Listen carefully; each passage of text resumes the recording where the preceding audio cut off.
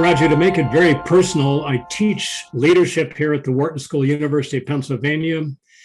And it began to hit me a couple of years ago that we absolutely need to think about a curriculum of the content that they're focused on when you're here that's going to prepare them to lead when they are rising up in firms or whatever, or agencies for that matter, whatever may be their future.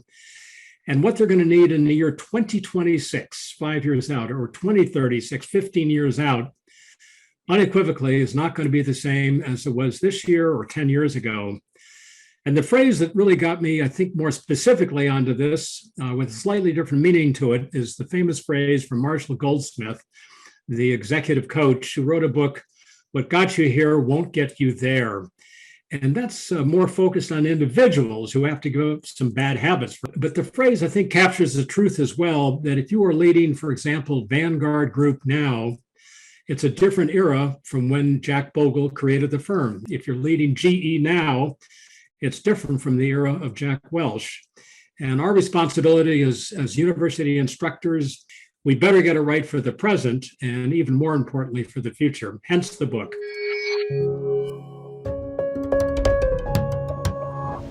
Come to know him very well. And he began to appreciate that financial technologies were just coming as an onslaught into his industry, not to mention young customers wanted no more than 20 seconds to open up an account, didn't want to talk to a teller, didn't want to set foot in a store. So to know what his successor, not to mention his own final couple of years, ought to have in their own leadership repertoire, Mark Turner took a learning tour. Academics get that. We call it a sabbatical. It's one of the privileges of our location. Rarely have I seen it in business, but he did this just to make it more tangible. He wrote a note to everybody saying, "Hey guys, I'm out of here for 3 months. Don't call me unless it's absolutely necessary. I'm not going to call in, but I'm going to go visit." In the end, 49 companies ranging from Apple to Walmart, to understand how technology may be changing, may be transforming completely. So Mark Turner took a 3-month learning tour, extremely hard on him. He was on the road, hotel rooms for 3 months. And when he would visit Walmart, for example, he spent a couple of days with the former CEO there, trying to understand what Walmart was doing to try to catch up with Amazon. Amazon at that time, purely online. And the question for Mark Turner is banking going to go totally digital? Is it going to get halfway? Do we still have to have branch offices? Anyway, with that sabbatical, that learning tour, 3 months in the field, he came back with some great answers to that question. And just to sum it up, the story is told in much more detail, obviously, in this book. He concluded, and this has been WSF's policy since then, that banking is fundamentally being changed by fintech unequivocally. We all know that. On the other hand, at some points, let's say a very complex home or business mortgage, you actually want to talk with a trusted advisor, maybe on phone, maybe in an office. So tech, he concluded, was going to come in. He had to make the changes. He had to find savings by closing offices so he could invest in his new technologies. But the point I want to conclude with, Raju, is this. Here was a person who was thinking, my successor, and his successor was going to be enabled in part by what happened on this tour, this learning tour, to take charge in a different era and lead fundamentally differently. So Mark basically was he laid the way. It's like pouring concrete, put down the sidewalk for the new person to walk along and lead in a world now that was more than half fintech and not just old banking. So one of the world's largest luxury fragrance companies, the Este Lauder's companies, as the Este Lauder companies, as it's known. And William Lauder, who's I've spent a lot of time with, said to himself when he was chief executive, he's the heir, third generation of a family, still family-controlled company. he said, I know we're going to have to become more nimble, less dependent on the cosmetics counter on the first floor of large department stores. We've got to get online. We've got to sell in China and airports in Sri Lanka. And in my own experience, and I grew up in a company that didn't want to do those things, I know we got to move, but I don't have the wherewithal to get my senior staff to move with me. So in a unusual move, a tactic, but I think it's one to recommend, he said, I need a comrade in arms, somebody who understands retail, high-end retail like me, who is not burdened by a past history or cultural blinders that come from growing up in a company. So he turned to a person named Fabrizio Freda, who had been a Procter and Gamble, and he said, Fabrizio, I'd love to have you come in now as the COO. William Lauder at the time was CEO, and if things go well, I'm going to move myself up to be executive chair of the board.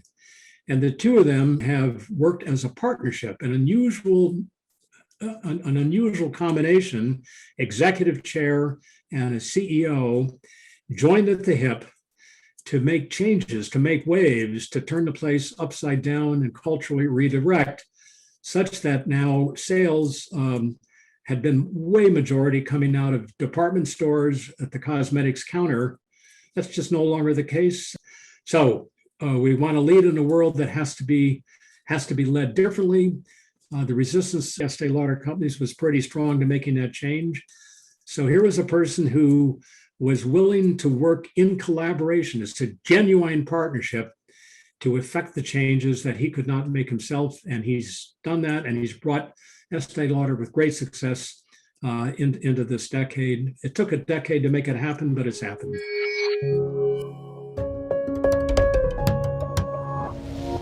Let's start with Tricia Griffith, who had gone to work for Progressive a long time ago as a claims adjuster. So she would go out to meet customers who had a car or truck damaged and try to work out what the insurance company ought to be paying out as a result.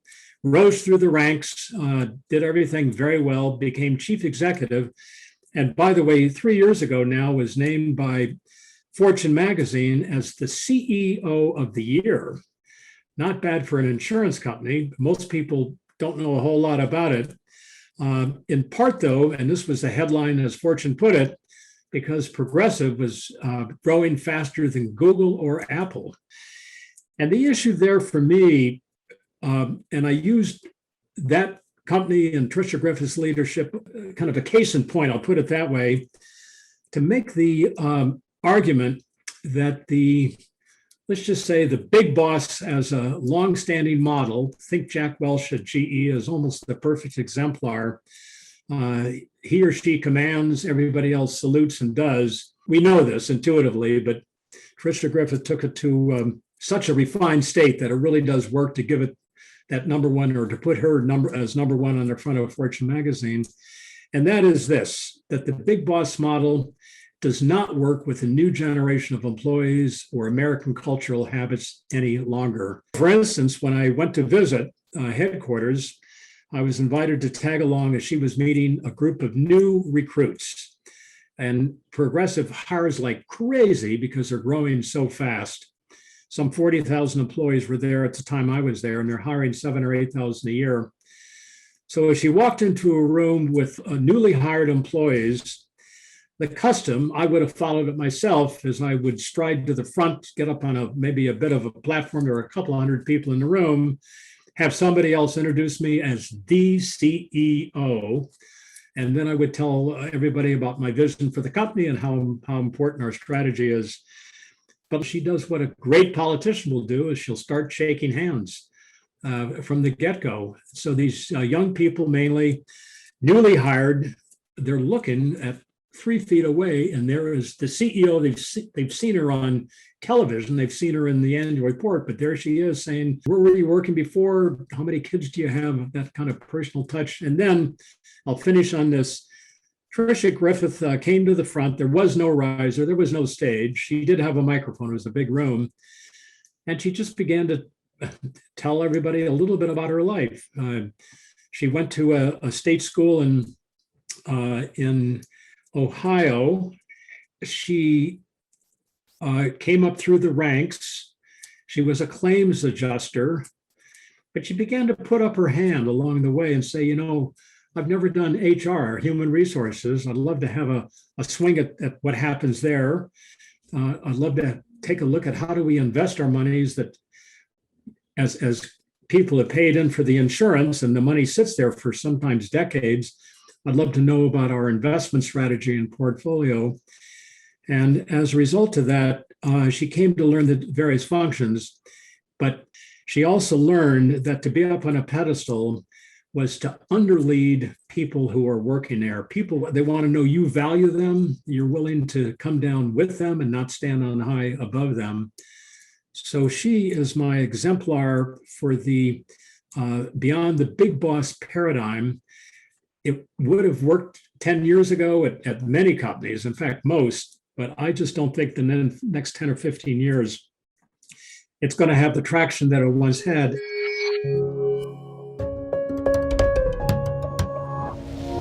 He actually came up literally from the lowest rung and now has the highest rung at a company that has about 140,000 employees, came all the way up.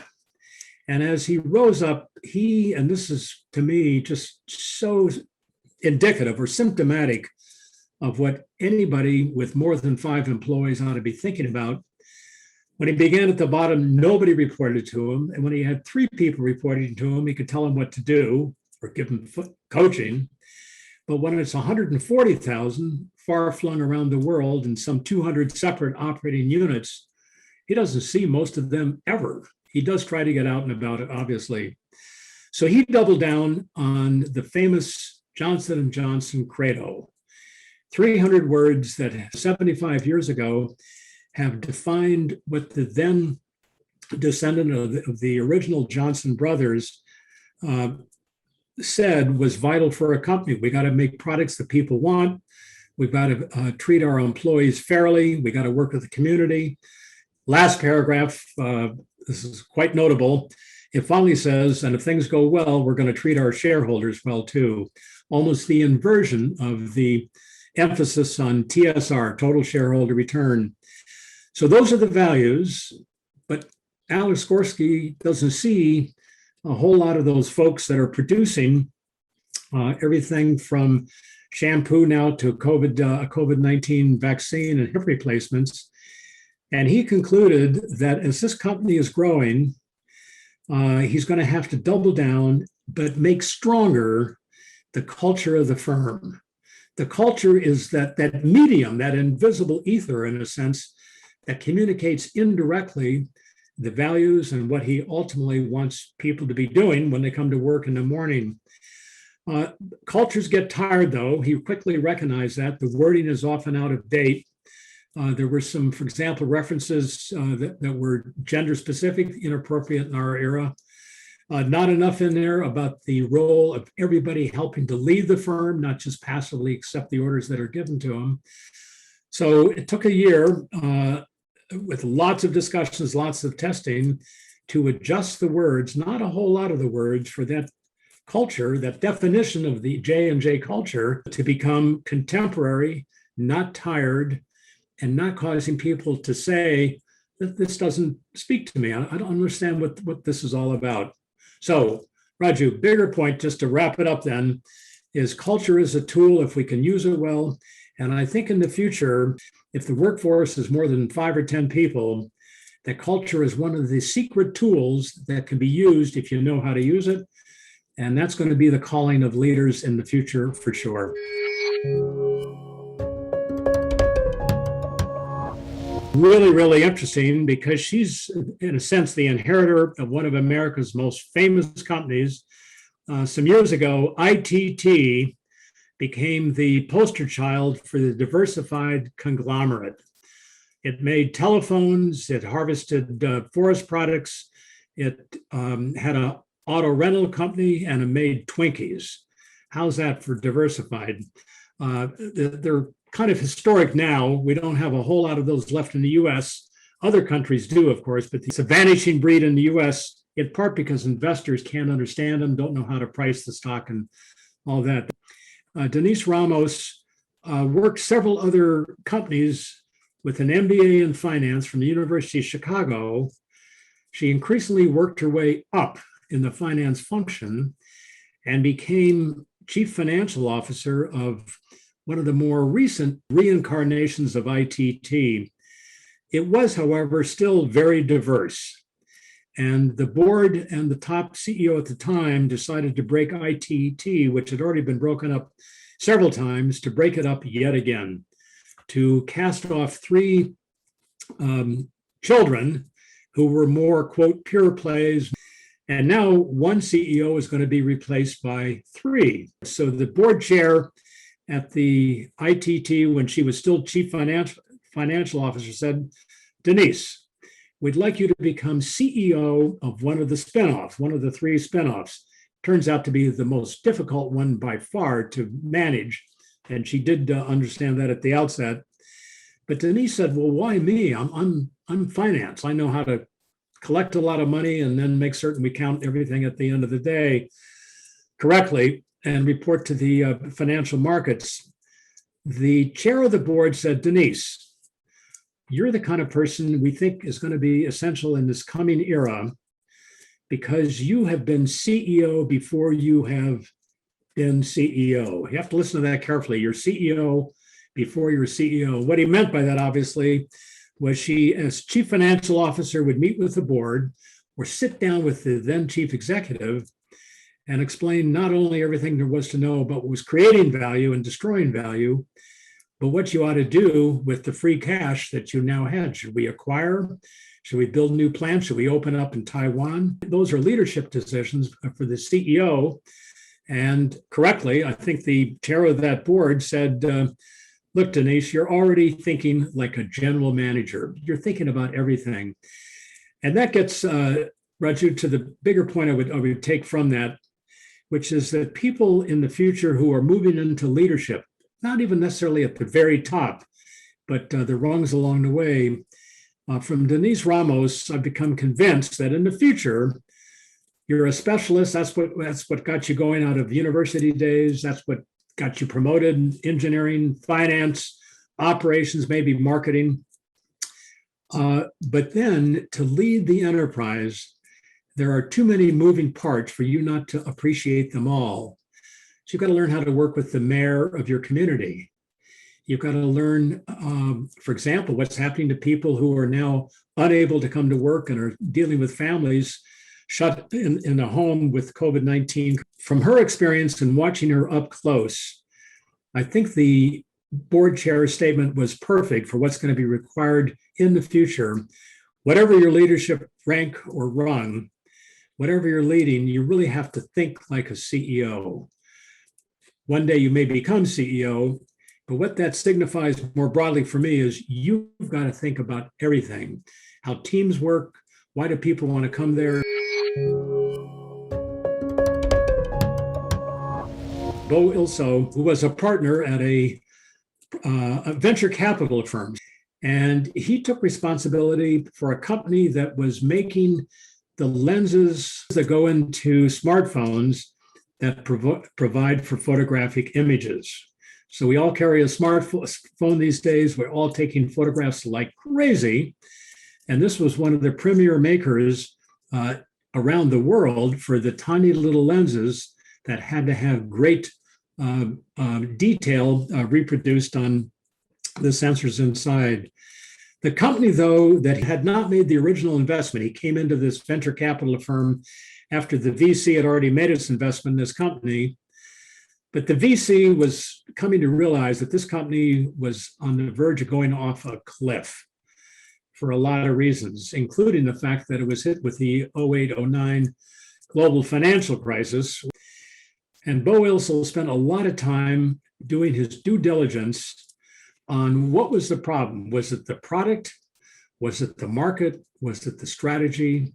Or was it the person who ran the darn thing? His conclusion was that the problem was not the strategy, not the quality or engineering of the product, and not the market that was soon coming back, 2 years after the global financial crisis, but was the person who ran the enterprise, who looked good on paper, but was not fully good, was not the general manager in actuality. So Beau Ilso said, my recommendation to the other partners, if we bring a new person who has a complete leadership talent set, I'll put it that way, where it's not just 2 or 3 capacities, but it's all the capacities of understanding the engineering, understanding why people are staying there and not quitting, the HR side, understanding how to work with big customers like Apple and beyond. He found somebody that fit the bill. The person came in and lo and behold, turned the company around. And a couple of years later, it was sold at an enormous price as the world unequivocally came to depend on those tiny little lenses in the back of mobile phones. So big point there for me, and to wrap it up, is that in an era that we're in, we do have to look carefully at the leadership that we are working for or if we're on the board to ensure that they have the skill set required, the complete skill set that's required to lead now. And with the explosion, for example, of smartphones, in that particular case, you'd want a person who could scale. So 1 month you got an order for 500,000 lenses. Next month you might have an order for 2 million. And can you indeed scale? Can you market? But the question I think comes down to this. What is the leadership we're going to need in the years ahead? What are the defining qualities? And I develop about a dozen in the book. And I want to say on closing that they don't replace the traditional qualities of being strategic in thought, an effective communicator, decisive in decision. But these new qualities, I think, are really helping to define a new era. And I think we're all going to need them in spades to do well in the days ahead.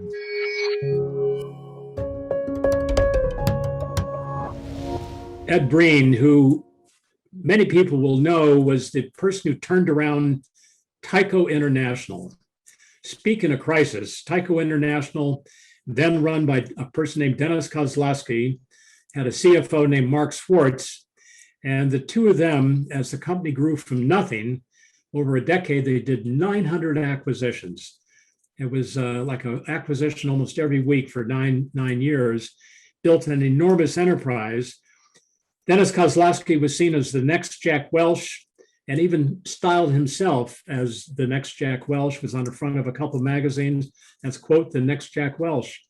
Unfortunately, though, for everybody, employees, customers, suppliers, and the board of directors and investors and lenders, Mark Schwartz, CFO, Dennis Kozlowski, CEO, managed to steal, I use that term advisedly, about $500 million from the firm for personal inappropriate purposes, such as a $3 million party for Dennis Kozlowski's wife held in an island off the coast of Italy, Sardinia.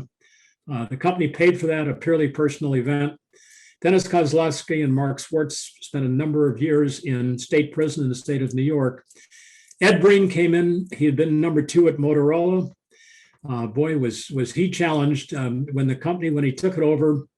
I think it was around August 25th of an especially hot summer. He took over the company literally an hour after there was a rumor the company was going to go bankrupt. Enron had just gone bankrupt. WorldCom had just gone bankrupt. And Tyco looked like it was heading for the same dust heap.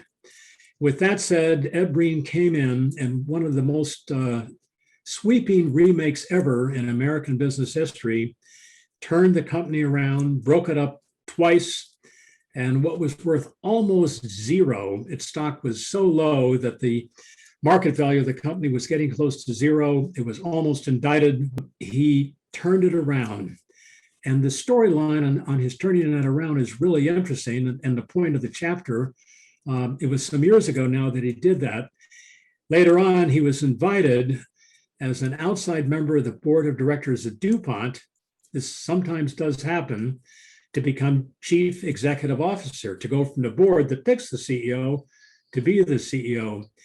He quickly figured out, and informed by his time at Tyco, that DuPont because of the changes in the chemical and agricultural products market, DuPont was now becoming a diversified conglomerate. So was Dow. So he and the Dow CEO sat down pretty quickly, decided to merge the firm, those two firms, the two biggest chemical and agricultural makers in America. And then this was all part of their plan, as soon as they were merged, to divide them into three more pure plays. Here's the point I want to make. Coming back to the purpose of the book, Ed Breen knew how to take a badly struggling company. He learned how to take a struggling company and break it up several times into now restored enterprises that were more market worthy when they were in more narrowly defined market areas. When he came to DuPont, I think one of the great dangers out there is that we're looking back on what we know, what wisdom we've had to inform our next move. But at DuPont, he took a totally different view of how to solve the problem. For example, at Tyco, he fired literally within a year 290 of the 300 top people at Tyco. When he came to DuPont, he did his due diligence and he said, they're great. It's just a misguided structure in this modern age. So the point I would remember is we are a product of our history. There's a whole academic field called path dependency. We do now what we learned to do 5 years ago. Ed Breen broke that tendency and said, I've now got to remake DuPont, and he did very successfully in collaboration with the people at Dow. But I've got to think about this as a new proposition. I know I want to do the restructuring, but I should not be burdened by my past.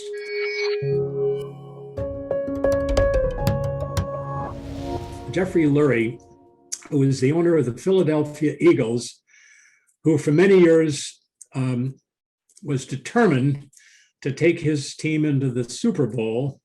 And of course, the Eagles ended up in the Super Bowl a couple of years ago and managed to pull off almost like the miracle on ice. It was an unexpected comeback in the final minutes with what became known as the Philly play, in which a person who had never thrown a pass threw a pass to the quarterback who took it in for the extra points. Jeff Lurie had been trying to achieve that moment that's going to define his life forever, of a Super Bowl win with people who weren't going to deliver it to him.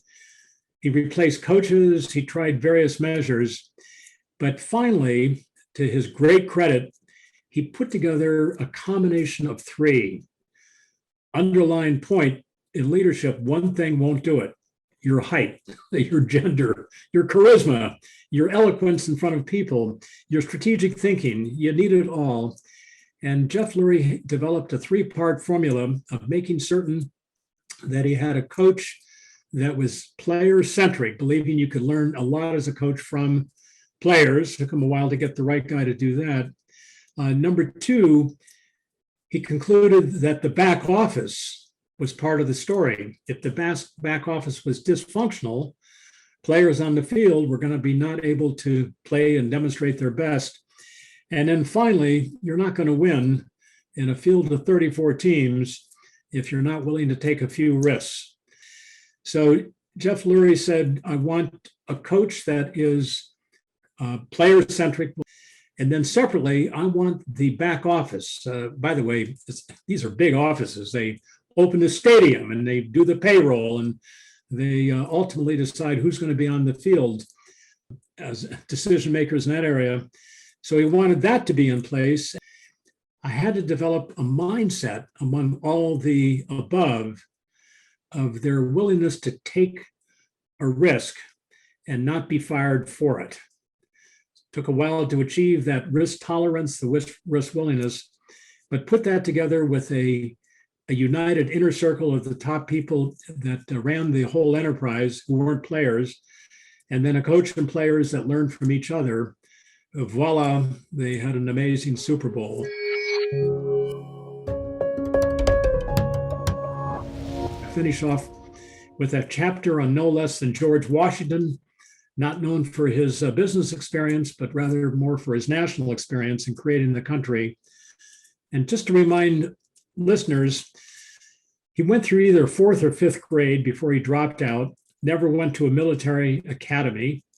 There wasn't one at the time, no ROTC, had not been in the ranks for 20 to 25 years to become a general officer the way it is now in the US. But he put up his hand. The Continental Congress said, George, you're the guy. Why don't you take charge of, we'll call it the Continental Army, and see if you can't get the British out of North America. It took him 7 years, but he learned it all from a start. He'd served in a British uniform. Most Americans will remember that George Washington was in the British Army. I think it was 5 years altogether. So here's my final case in point. This is all learnable. There's nothing secret here. We just got to find out what's vital. It's all a matter, it's out there. And then put up our hand and decide to become the leader we know the nation or the company or the community really needs.